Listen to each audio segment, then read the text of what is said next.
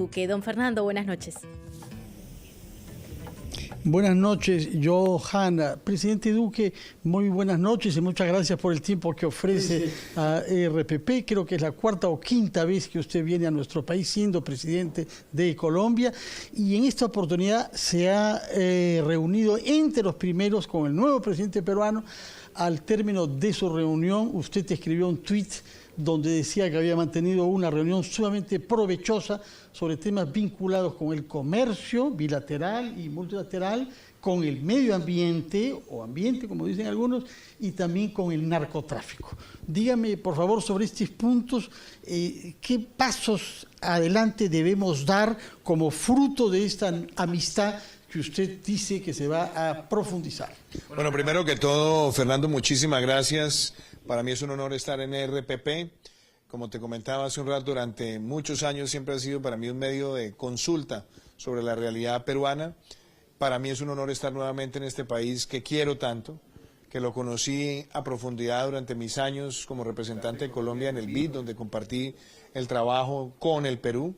Y pues hoy me siento muy contento porque esta participación en la juramentación del presidente Castillo es para reafirmar la hermandad de nuestros países, que va mucho más allá de nosotros los presidentes y que viene madurando a través de los años.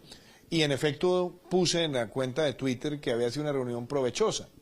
Varios temas. Comercio. Es cada vez más sólido el comercio binacional.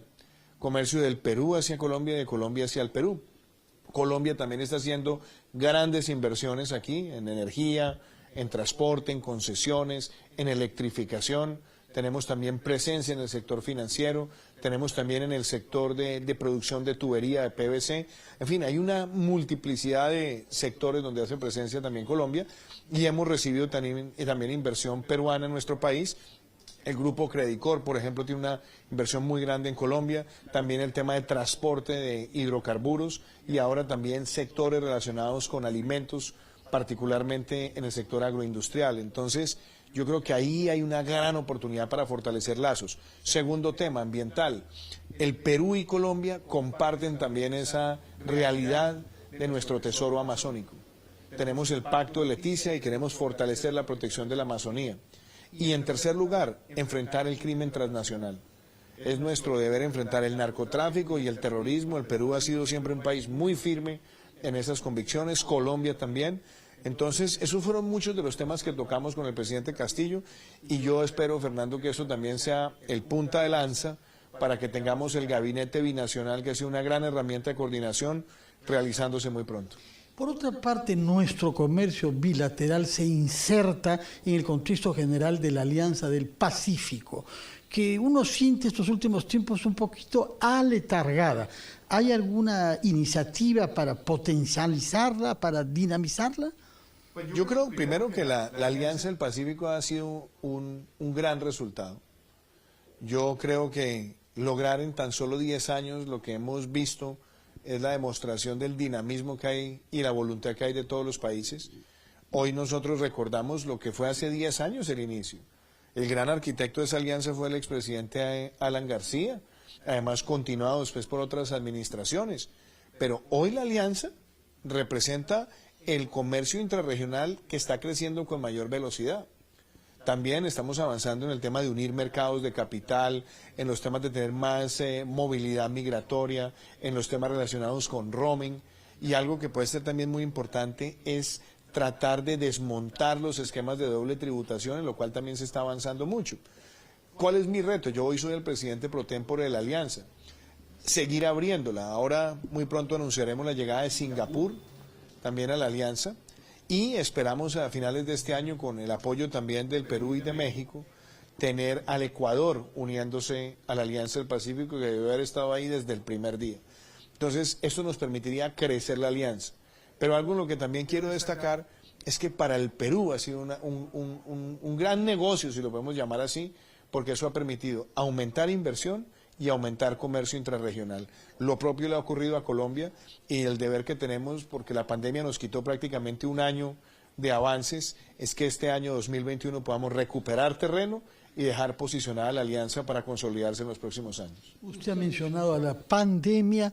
¿En qué situación se halla Colombia ahora? ¿Qué es lo que ha aprendido usted como jefe de Estado sobre el sistema de salud pública de Colombia y cómo prevé usted los meses que tenemos por delante? Pues esa es una gran pregunta, Fernando, porque yo creo que nadie estaba preparado para lidiar con una pandemia de esta naturaleza.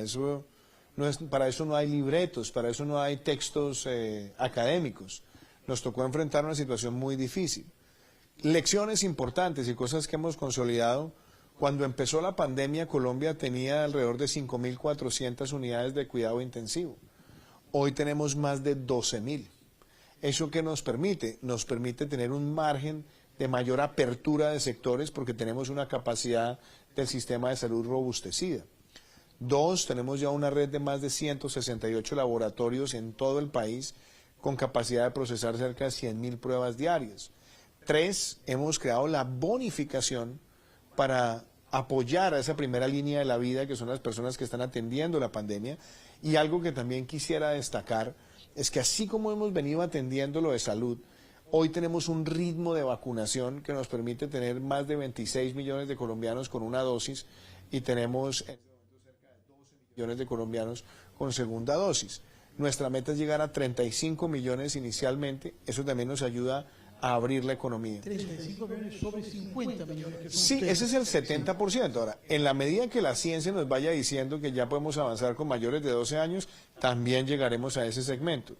Pero una cosa rápida que te diría, el paquete social para atender esta situación.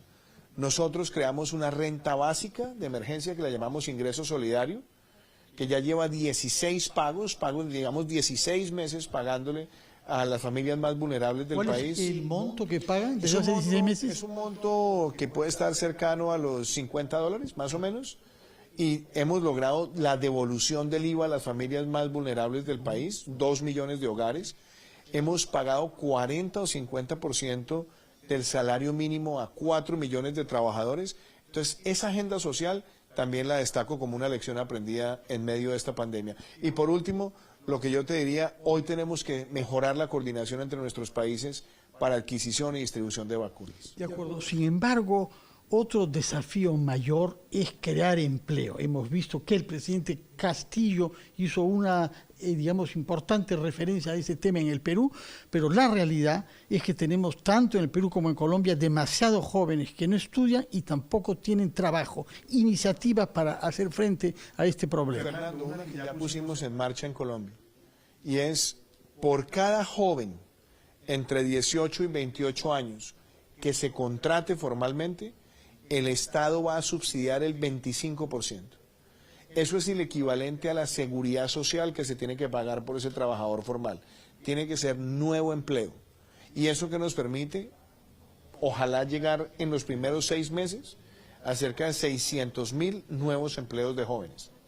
Este programa se va a hacer permanente. Y eso nos permitiría a nosotros, que en cuestión de 1 año y medio o 2, tener en Colombia con el menor nivel de desempleo juvenil de los últimos 40 años. Otro de los desafíos comunes que tenemos Colombia y Perú es el de la inmigración. Es un fenómeno que nos ha sorprendido, al menos en el Perú no teníamos costumbre de recibir a tantos extranjeros, y sobre todo es el tema de los refugiados venezolanos. Ustedes tienen más, creo que más de 1.800.000 venezolanos. ¿Qué se ha hecho para acogerlos y para distribuirlos en el territorio? Lo primero que hemos hecho es crear un estatuto de protección temporal. Nosotros ya teníamos licencias migratorias transitorias, pero hoy la idea es entregarle a cada uno de esos 1.8 millones de migrantes una tarjeta de estatus de protección temporal. Eso que les permite a ellos trabajar, cumplir la ley, por supuesto, pero ser visibles, entrar y poder acceder al sistema de salud a través del régimen subsidiado. Y por esa vía también lograr que la migración no se vuelva un costo, sino que agregue al desarrollo de nuestros países. Ya abrimos ese espacio, tenemos más de 1.200.000 inscritos y vamos a entregar el primer 1.000.000 de tarjetas migratorias al finalizar este año, los otros 800.000 en el año 2022, Y la idea de esto es desarrollar el artículo 100 de nuestra Constitución, que empodera en derechos y deberes también a los extranjeros en territorio colombiano. Y algo que quisiera destacar también, Fernando, es que Colombia ha demostrado que mientras muchos países abordan el tema de la migración con xenofobia, nosotros lo hemos hecho con fraternidad. ¿Y cómo se hace eso? En igualdad de derechos. ¿Esa tarjeta para qué sirve? Para que no se manipule el mercado laboral y le paguen por debajo de cuerda al migrante, por debajo de lo que se gana un trabajador colombiano amenazando ese puesto de trabajo. Con esa tarjeta queda totalmente regularizado y nadie puede pagarle por debajo de lo que se gana un trabajador colombiano, y eso nos permite a nosotros, con el resto de políticas de estímulo a la generación de empleo y a la micro y pequeña y mediana empresa, por esa vía también acogerlos dentro de nuestro espacio laboral. ¿Qué cosa es lo que le ha resultado más difícil de hacer como presidente? Usted llegó al poder joven, el más joven presidente colombiano de los últimos tiempos, creo que tenía 41 años cuando asumió el poder, y tenía propuestas sobre reformas en varios campos. Algunos de ellos plantearon dificultades, pensiones, impuestos. ¿Qué es lo más difícil de hacer como presidente? Yo creo que uno tiene que enfrentar todos los días retos, pero a mí me gusta mirar lo que hemos logrado. O sea, por ejemplo, te digo, Fernando, nosotros logramos sacar la primera reforma a la justicia en 25 años. Nosotros logramos una reforma al régimen de regalías para distribuir mejor las regalías en el territorio. Nosotros logramos que el narcotráfico y el secuestro ya no sean delitos conexos al delito político y por ende no son amnistiables. Sacamos adelante una ley que transforma el sector de las telecomunicaciones para llegar con Internet de alta velocidad al territorio. Logramos sacar adelante, por ejemplo, una reforma muy valiosa que condena con más severidad los delitos ambientales. Sacamos adelante la cadena perpetua contra violadores y asesinos de niños. Hicimos que los delitos contra niños y adolescentes sean imprescriptibles. Abolimos el castigo físico familiar para los niños. Hemos hecho una nueva ley de energías renovables y estamos expandiendo esas energías renovables con dinamismo. Hemos hecho varias reformas fiscales y tenemos una agenda social que, me atrevo a decirlo con total claridad, lo que hemos hecho nosotros en términos de matrícula universitaria gratuita pública para los hogares más vulnerables y la clase media, sumado a los subsidios de empleo, a la devolución del IVA, a la renta básica de emergencia enfrentando la pandemia y ahora también a los subsidios adicionales de nómina, son los programas sociales más grandes que se han hecho en la historia de nuestro país. Y sobre educación en el primer nivel, porque ahí comienza todo. Claro. Y hay dificultades grandes con el hecho que no hay clases presenciales en muchas localidades. ¿Qué se ha hecho para evitar que eso conduzca a la deserción escolar y agrave la desigualdad? Esa es una gran pregunta porque, por ejemplo, ¿qué hemos logrado? Y aún en la pandemia. Nosotros estábamos llegando a 2 millones de niños con atención integral para la primera infancia, lo que se puede llamar educación preescolar. Esa es nuestra meta. Tenemos cerca de 500.000 a través del Ministerio de Educación y 1.5 millones que entrarían a través del Instituto Colombiano de Bienestar Familiar. Cuando vino la pandemia, logramos llevar ese apoyo alimenticio a las casas de los niños. Inclusive aumentamos la ración para las familias y entregamos más de 14 millones de raciones alimentarias puerta a puerta, casa a casa, para que los niños tuvieran el refuerzo alimenticio y acompañándolos también de herramientas de conectividad para enseñar, pero también vinculando a los medios de comunicación públicos, radio y televisión, para llevar enseñanzas al hogar. En el caso también del resto del sistema educativo, sobre todo en lo que va entre básica y media, estamos con la meta que la vamos a cumplir de entregar 12.000 aulas nuevas de aquí a que termine nuestro gobierno. Sumado a algo que también nos llena mucho de alegría, que es la doble titulación. Que se gradúe un bachiller en una mano con el título de bachiller y en la otra con el título de técnico, y tendremos más de 300.000 estudiantes en esa condición. Y por último, que también lo quiero mencionar, es el programa de alimentación escolar, que lo vamos a dejar con cerca de 8 millones de estudiantes en Colombia que van a recibir al menos una ración o dos durante todo el ciclo educativo, y eso también es equidad. Y incluyendo también un tema mucho más profundo de calidad en los currículos académicos de los estudiantes. ¿Nos ha dicho algunas de las cosas que usted prevé hacer en los poco más de 12 meses que le quedan en la presidencia? Y que ya están andando, ¿no? Que ya están andando, pero ¿qué otras reformas, qué cosa quisiera usted hacer todavía que asocie su nombre con un cambio de las instituciones y, si fuera posible, de las mentalidades en su país? Yo creo que este año vamos a dejar sembradas 3 grandes semillas. La primera es dejar ya como política de Estado la educación gratuita universitaria pública, técnica y tecnológica pública. Vamos a dejar cerca del 97% de los estudiantes con esa educación gratis en esa formación. Eso es una revolución social. Segundo, nosotros le vamos a dejar al país esta política de subsidiar el 25% de empleo para los jóvenes, que va a detonar la mayor creación de nuevo empleo en nuestro país. Tercero, que a mí también me motiva muchísimo, la renta básica de emergencia la vamos a extender hasta finales del año 2022. Y eso que nos permite darle ese recurso a las familias vulnerables para pasar también esta pospandemia. ¿$50? Alrededor de 50 por familia, para 2 millones de familias. Vamos a subirlo inclusive a 1 millón de familias más. Y no son 2, son prácticamente 4 millones de familias a donde vamos a llegar. Esos son básicamente entre 12 y 14 millones de colombianos. Es una reforma social profunda. Y una cosa que también quiero decirte, Fernando, vamos a dejar a una Colombia también orientada hacia sectores estratégicos. Estamos formando 100.000 programadores. Ya tenemos 50.000 hoy culminando sus cursos. Estamos haciendo la más rápida transición energética, pasando del 0.2 de la matriz energética a más del 14% en renovables no convencionales.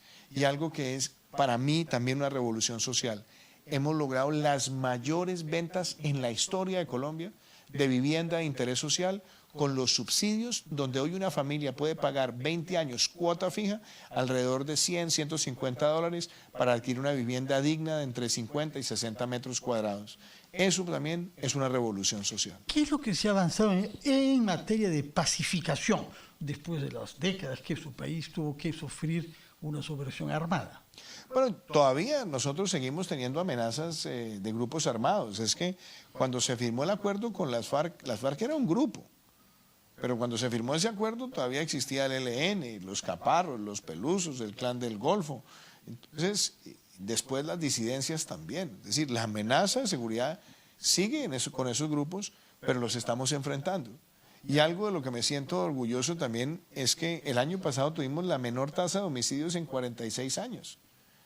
Y la menor tasa de secuestros desde que existen indicadores de secuestro en el país. Menor tasa de homicidios en los últimos 46 años. Esto nos remonta a los años 70. Claro, eso lo logramos el año pasado y en el 2019 logramos la tercera menor tasa en 40 años. ¿Y qué es lo que funcionó en la lucha contra la delincuencia común? Funcionan muchas cosas, pero yo voy a decir esto. La lucha contra el terrorismo y el crimen es como cortar maleza. Todos los días lo tienes que hacer. Eso requiere microgerencia y una gran macrovisión y una gran integración con los gobernantes locales. Nosotros tenemos una Policía Nacional, pero al mismo tiempo unas Fuerzas Armadas que trabajan de manera coordinada para proteger el territorio. Seguimos teniendo amenazas, es cierto, y no puedo decir, sería yo un iluso si digo que las cosas estaban en el jardín del Edén. No, es mucho lo que falta. Pero lo que se ha logrado es porque hay verticalidad en la política de seguridad y también hay armonía en la colaboración con gobiernos locales y algo muy importante, una gran participación de la Fiscalía para judicializar delincuentes. Tanto así, Fernando, que el año pasado logramos las mayores incautaciones históricas de droga, más de 500 toneladas. Y logramos también el año pasado... 500 toneladas en un año. En un año. 500 de clorhidrato de cocaína, las mayores. La mayor destrucción de laboratorios y la mayor erradicación manual que haya registrado Colombia con cerca de 130.000. Nos ha hablado, presidente, con mucha persuasión sobre lo que ha hecho usted en su país, lo que viene haciendo. Yo quisiera ahora, este último tema, que nos abre lo que ha hecho las últimas 24 horas como jefe de Estado colombiano en el Perú. ¿Qué es lo que más lo ha impresionado del discurso que usted oyó del presidente Pedro Castillo? A ver, más que hablar de qué me impresionó, yo quiero hablar de lo que son coincidencias. sin lugar a dudas, vemos que hay temas que están en la agenda que ya nosotros los hemos logrado en Colombia, el tema de educación universitaria gratuita, la inversión en vías terciarias, en llegar con electrificación rural, aumentar la cobertura de agua y saneamiento, temas también asociados con la lucha contra la corrupción. En nuestro gobierno hemos sacado leyes importantes como hacer públicas las declaraciones de renta de los altos funcionarios, hacer públicos los conflictos de interés, tener los pliegos tipo para las licitaciones, prohibir la casa por cárcel para los condenados por corrupción. Es decir, tenemos una legislación también avanzada. Y obviamente yo creo que el reto más grande que tiene hoy el Perú y que tiene el presidente Castillo es lograr la unidad del país en torno a propósitos comunes. Los procesos electorales, y más en estos tiempos de pandemia y de tanta polarización, es que pueden terminar ahondando mucho las diferencias. Por eso, tener canales de entendimiento es vital. De la capacidad que él tenga de generar esos consensos, de eso va a depender también la prosperidad del Perú. ¿Quiere usted decir palabras finales? Nos ha contestado persuasivamente sobre el Perú también, pero quizás tiene un mensaje final que dejar Fernando, en el país. mi mensaje es amor por el Perú. Esta es una tierra que quiero, es un país con el cual compartimos muchísimas cosas, la comunidad andina, la Alianza del Pacífico, con el que compartimos una bella frontera, la protección de la Amazonía. Mi mensaje de corazón es a todo el pueblo del Perú, decirles que una vez más nos honra estar acá y que queremos seguir estrechando las relaciones con esta tierra hermana. Muchas gracias por su tiempo, muchas gracias por el mensaje que nos transmite de amor a nuestro país, amor que es recíproco. Señor presidente, muchas gracias. Muchísimas gracias, Fernando. Un saludo para ti y para toda la audiencia de RPP. Muchas gracias y muy buenas noches y muy buen fin de su estadía en el Perú. Muchísimas gracias.